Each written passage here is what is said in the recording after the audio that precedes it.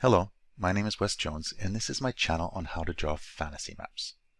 Today we're going to be drawing hills. Hills are great because they're one of the simpler things to draw in my opinion. Really, you only need to do two things to draw an effective hill. And so let's break that down. Step 1. Step 1 is to draw the outline of the hill.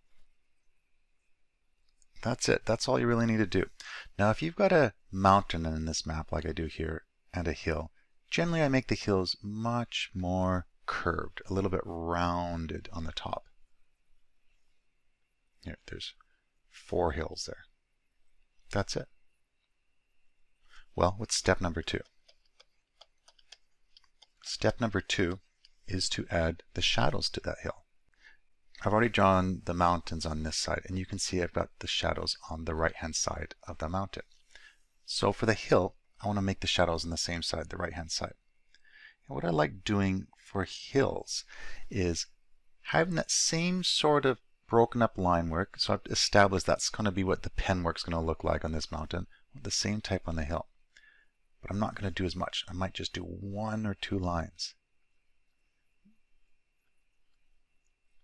Sometimes in the mountains, I'll add some detail on the other side of the mountain. Hills, I typically don't.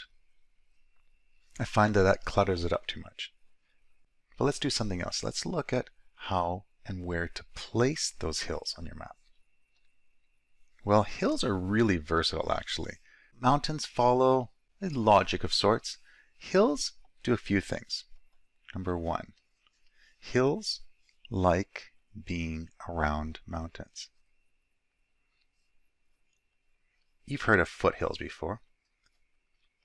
It's just natural that hills are next to mountains. As you can see, I'm drawing all the outlines first. That's one thing they do. They like being next to mountains.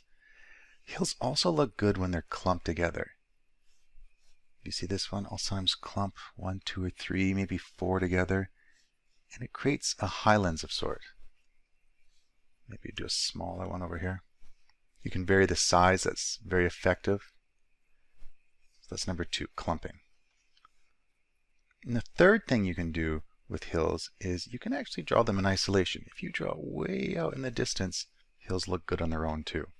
Mountains sometimes look a little funny if they're all by themselves. Hills look all right. It's very natural. Well, let's just finish adding some detail to these hills here, just to make them look like they belong on the map. Draw those pretty quick. You can see stylistically I've made these hills look like they belong to this map. I'm going to do one last thing. I'm going to color this. Change my pen to a watercolor pen, and I've chosen the color, the same shadowing color as I have in the mountains. Let's put that on a layer below, and we can use multiply. And I've chosen the same color, like I said. We'll just add a little bit of color on the shadowy side of the hills. Maybe not as dark as the mountains. By making them a little bit less dark, what you're doing there is you're helping those mountains stand out a little bit more and helping those hills recede to the background. And this is good because mountains typically are more important than the hills.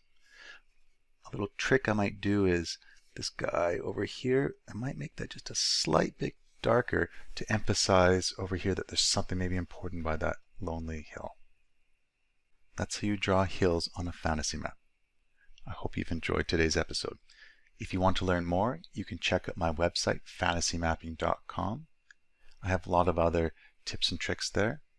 And you can also check out my book. I've done a book called Fantasy Mapping Drawing Worlds with many tutorials on how to draw fantasy maps. You can get to that through the link in the description. I look forward to seeing the hills on your fantasy maps. Thank you and goodbye.